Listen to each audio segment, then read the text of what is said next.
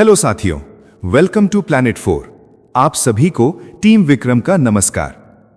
Canada पहुंचते ही अजीत डोभाल ने एक साथ अमेरिका और खालिस्तानी नेटवर्क दोनों को जोरदार झटका दे दिया है। आप सब जानते हैं कि अमेरिका लंबे समय से खालिस्तानी आतंकी पन्नू को अपने देश में सुरक्षित पनाह देता आया है, ताकि समय समय पर भारत पर दबाव बनाया जा सके। ठीक उसी तरह अमेरिका लंबे समय तक कनाडा में मौजूद खालिस्तानी तत्वों को भी अप्रत्यक्ष सहारा देता रहा, क्योंकि पन्नू जैसे लोगों का नेटवर्क कनाडा से लेकर भारत तक फैला हुआ है। जब कनाडा ऐसे लोगों को संरक्षण देता है तो वो असल में भारत विरोधी गतिविधियों में लगे तत्वों को ही ताकत देता है, जिस पर अब अजीत डोभाल ने सीधा और कड़ा प्रहार कर दिया है।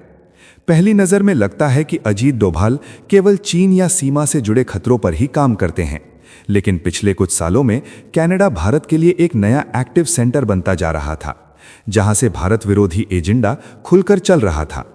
ऐसे माहौल में वहां पहुंचते ही डोभाल ने सख्त संदेश दे दिया है कि भारत अब चुप बैठने वाला नहीं है। जैसे ही कनाडा और भारत के रिश्ते फिर से करीब आते दिख रहे हैं, ये नज़ारा देखकर डोनाल्ड ट्रंप की भी बेचैनी बढ़ी हुई बताई जा रही है, क्योंकि वे लंबे समय से कनाडा को अपने प्रभाव क्षेत्र में मानते रहे हैं। अब वही कनाडा भारत को बड़ी मात्रा में ऊर्जा सप्लाई करने की दिशा में आगे बढ़ता दिख रहा है। कनाडा के पास ऊर्जा के कई बड़े स्रोत मौजूद हैं, जिनका फायदा अब तक अमेरिका ज्यादा उठाता रहा, लेकिन अब संकेत मिल रहे हैं कि कनाडा भारत की ऊर्जा सुरक्षा में नए रूस जैसी भूमिका निभा सकता है।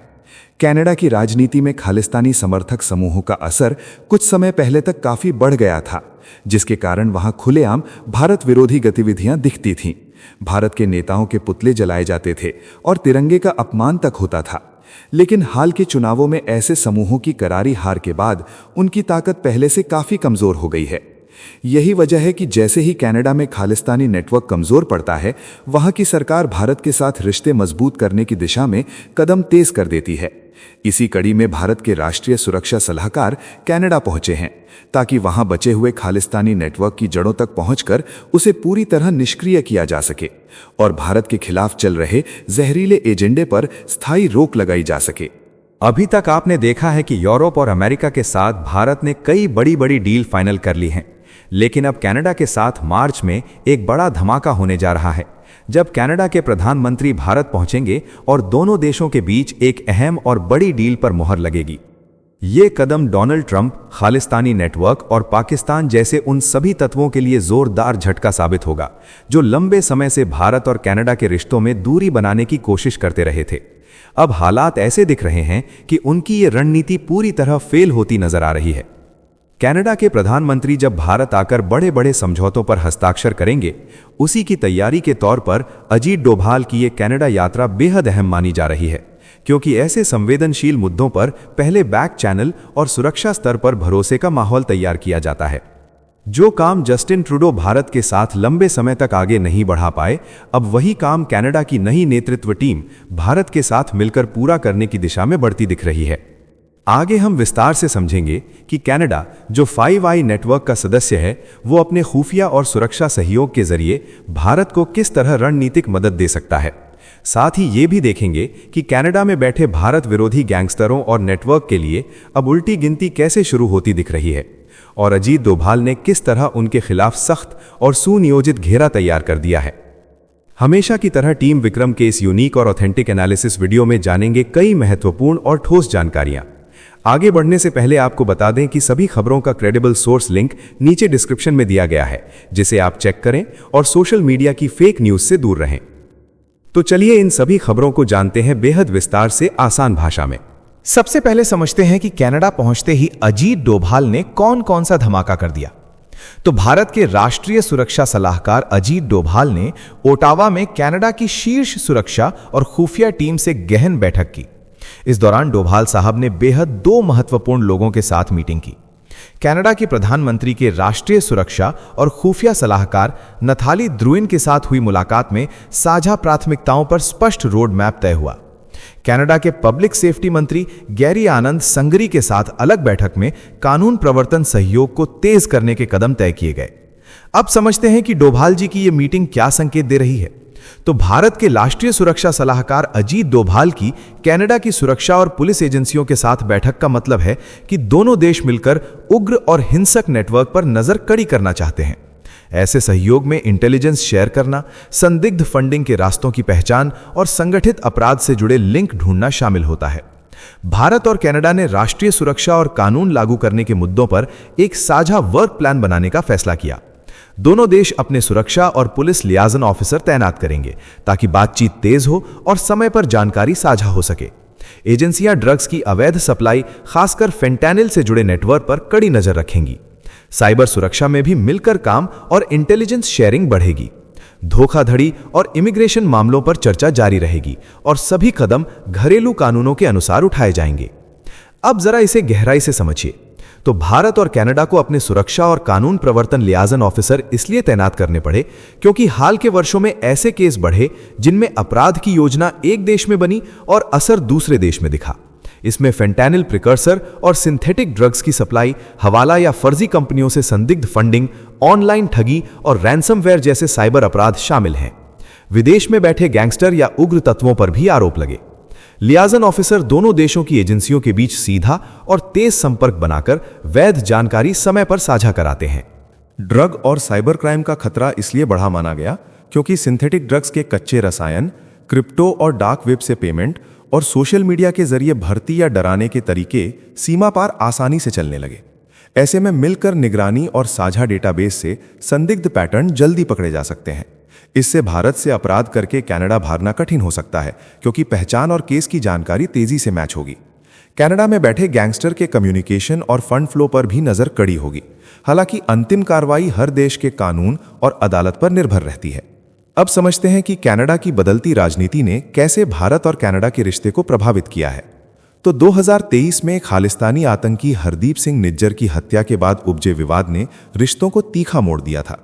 उस दौर में कनाडा सरकार ने संभावित भारतीय कड़ियों का आरोप लगाया था, जिसे नई दिल्ली ने निराधार बताया। परिणाम स्वरूप राजनयिक निष्कासन, व्यापार वार्ताओं का ठहराव और राजनीतिक संवाद की रफ्तार धीमी हुई। अब दोनों राजधानियां सावधानी के साथ पुनर्संपर्क की राह पर आगे बढ़ रही हैं। पिछले वर्ष उच्चायुक्तों की नियुक्ति से पूर्ण राजनयिक प्रतिनिधित्व बहाल हुआ और मंत्री स्तरीय यात्राएं फिर शुरू हुईं। कनाडा के प्रधानमंत्री मार्क कार्नी की प्रारंभिक मार्च में भारत यात्रा प्रस्तावित है, जहां ऊर्जा, क्रिटिकल मिनरल, न्यूक्लियर सहयोग, उभरती तकनीक, शिक्षा और संस्कृति पर व्यापक चर्चा की जमीन तैयार है। जरा इसे समझते हैं। तो कनाडा की हालिया राजनीति में हुए बदलाव का असर भारत से जुड़े संवेदनशील मुद्दों पर ज्यादा संतुलित रुख के रूप में देखा जा रहा है। जब संसद में वे नेता कमजोर पड़ते हैं जिन्हें खालिस्तान समर्थक रुझान के प्रति नरम माना जाता था, तो सुरक्षा, कानून प्रवर्तन और बेहतर रिश्तों पर ध्यान बढ़ जाता है। चुनाव में न्यू डेमोक्रेटिक पार्टी की सीटें घटीं और जगमीत सिंह अपनी सीट हार गए। इससे उस राजनीतिक स्पेस का प्रभाव कम हुआ जो पहले भारत पर कड़े आरोपों वाला नैरेटिव आगे बढ़ाता था। मार्क कार्नी के नेतृत्व में लिबरल पार्टी का सत्ता में बने रहना और अल्पमत सरकार होना ये दिखाता है कि उन्हें सहयोगियों के साथ मिलकर व्यावहारिक कूटनीति अपनानी पड़ेगी। ऐसे में व्यापार, ऊर्जा, क्रिटिकल मिनरल, शिक्षा और प्रवासी समुदाय जैसे साझा हितों पर ध्यान बढ़ता है। इस माहौल में भारत और कनाडा के बीच सुरक्षा संवाद, लाइजन ऑफिसर और इंटेलिजेंस शेयरिंग जैसे कदम टकराव कम करके संस्थागत सहयोग बढ़ाते हैं, जिससे उग्र या हिंसक नेटवर्क के लिए जगह घटती है। अब जान लेते हैं कि कनाडा ऊर्जा सुरक्षा के मामले में भारत के लिए दूसरा रूस कैसे बन सकता है। तो कनाडा के ऊर्जा और प्राकृतिक संसाधन मंत्री टिम हॉजसन ने साझेदारी को रणनीतिक आवश्यकता बताया। भारत वैश्विक ऊर्जा मांग का सबसे तेज बढ़ता स्रोत है और कनाडा एलएनजी, पारंपरिक तेल, यूरेनियम, पोटाश और क्रिटिकल मिनरल का सक्षम सप्लायर है। इस पूरक क्षमता को दोनों देशों के बीच मजबूत जुड़ाव का आधार माना जा रहा है। करीब 2 मिलियन भारतीय मूल के कनाडाई समुदाय से सामाजिक सेतु और भरोसे की परत और गहरी होती दिख रही है। नई दिल्ली और ओटावा की ये रीसेट चाल सुरक्षा, ऊर्जा और तकनीक के त्रिकोण पर टिके नए अध्याय का संकेत दे रही है। दरअसल ऊर्जा सप्लाई के संदर्भ में भारत के लिए एक महत्वपूर्ण वैकल्पिक स्तंभ बन सकता है, क्योंकि कनाडा के पास एलएनजी, पारंपरिक तेल, यूरेनियम, हाइड्रोपावर क्षमता और क्रिटिकल मिनरल जैसे विविध संसाधन मौजूद हैं। अब तक इन संसाधनों का बड़ा हिस्सा भौगोलिक नजदीकी और स्थापित इंफ्रास्ट्रक्चर के कारण उत्तर अमेरिकी बाजार, खासकर अमेरिका की ओर प्रवाहित होता रहा। लेकिन वैश्विक राजनीति, व्यापारिक अनिश्चितताओं और सप्लाई चेन के जोखिम बढ़ने के साथ कनाडा अपने निर्यात बाजारों को विविध बनाने की रणनीति पर जोर देता दिखता है। ऐसे माहौल में भारत जैसी तेजी से बढ़ती अर्थव्यवस्था, जो ऊर्जा मांग का प्रमुख नया स्रोत बन रही है, उसके लिए कनाडा एक भरोसेमंद और दीर्घकालिक पार्टनर बन सकता है। इस संभावित साझेदारी का फायदा ये होगा कि भारत को तेल और गैस की सोर्सिंग में अधिक विकल्प मिलेंगे। यूरेनियम सप्लाई से सिविल न्यूक्लियर ऊर्जा की स्थिरता बढ़ेगी और क्रिटिकल मिनरल के जरिए बैटरी, इलेक्ट्रिक मोबिलिटी और क्लीन टेक सेक्टर को कच्चा माल सुरक्षित मिलेगा। साथ ही सप्लाई का भौगोलिक विविधीकरण भारत को किसी एक क्षेत्र पर निर्भरता से होने वाले झटकों से बचाता है और कीमतों पर मोल भाव की क्षमता बढ़ाता है। दूसरी ओर कनाडा को एक विशाल और स्थायी बाजार मिलता है, जिससे दीर्घकालिक कॉन्ट्रैक्ट, पोर्ट और एलएनजी टर्मिनल निवेश तथा टेक्नोलॉजी सहयोग के नए रास्ते खुलते हैं। साथियों, आगे बढ़ने से पहले आप सभी को बता दूं कि दुनिया भर की 100 से ज्यादा खबरें रोज शाम 9 बजे जी चिल्स चैनल पर एक साथ मिलती हैं। डिस्क्रिप्शन में लिंक मौजूद है। अब समझते हैं कि जब डोभाल साहब जब किसी देश में पहुंचते हैं तो वहां पर किस मुद्दे पर बातचीत होती है। तो भारत के राष्ट्रीय सुरक्षा सलाहकार की विदेश यात्राएं शोर शराबे वाली राजनीति से दूर सीधे काम की बात पर फोकस करती हैं। इन बैठकों में मेजबान देश की सुरक्षा और खुफिया एजेंसियों के साथ बैठकर आतंकवाद और उग्र नेटवर्क पर नकेल कसने की ठोस रणनीति बनती है। सीमा पार चल रहे संदिग्ध फंडिंग, हवाला चैनल और सिंथेटिक ड्रग्स की सप्लाई चेन को ट्रैक करने पर जोर रहता है। साइबर मोर्चे पर रैंसमवेयर, डेटा चोरी और जरूरी ढांचे की सुरक्षा पर साझा अलर्ट सिस्टम तय होता है। जरूरत पड़ने पर हॉटलाइन और तेज जानकारी साझा करने के रास्ते बनाए जाते हैं। मकसद साफ रहता है, जोखिम जल्दी पहचानो, भरोसा मजबूत करो और ऐसे कदम तय करो जिससे भारत की आंतरिक सुरक्षा और आर्थिक हित सुरक्षित रहें और अपराधी नेटवर्क की चाल महंगी पड़े। अब जानते हैं कि कनाडा के खुफिया नेटवर्क से भारत को कैसे फायदा हो सकता है। तो कनाडा 5 आइज नाम के उस खुफिया गठजोड़ का हिस्सा है जिसमें अमेरिका, ब्रिटेन, ऑस्ट्रेलिया, न्यूजीलैंड और कनाडा शामिल हैं। ये समूह द्वितीय विश्व युद्ध के दौर से विकसित हुआ एक अत्यंत गहरा इंटेलिजेंस शेयरिंग नेटवर्क है, जहां सिग्नल इंटेलिजेंस, साइबर मॉनिटरिंग, आतंकवाद रोधी जानकारी, संगठित अपराध और टेक्नोलॉजी से जुड़े खतरों पर सदस्य देश लगभग रियल टाइम में सूचनाएं साझा करते हैं। इसकी कार्यप्रणाली बहुस्तरीय है, जिसमें उपग्रह निगरानी, समुद्री और हवाई surveillance, digital communication intercept, data analytics और साझा डेटाबेस के जरिए संदिग्ध नेटवर्क की ट्रैकिंग शामिल रहती है। ऐसे में जब भारत के राष्ट्रीय सुरक्षा सलाहकार अजीत डोभाल वहां पहुंचे और कनाडा की राष्ट्रीय सुरक्षा तथा खुफिया नेतृत्व और पब्लिक सेफ्टी ढांचे के साथ बैठकें हुईं, तो इसका सीधा अर्थ यह है कि भारत अप्रत्यक्ष रूप से उस विशाल सूचना पारिस्थितिकी से समन्वय बढ़ा रहा है जो 5 आइज देशों के पास मौजूद है। इस वीडियो में फिलहाल इतना ही।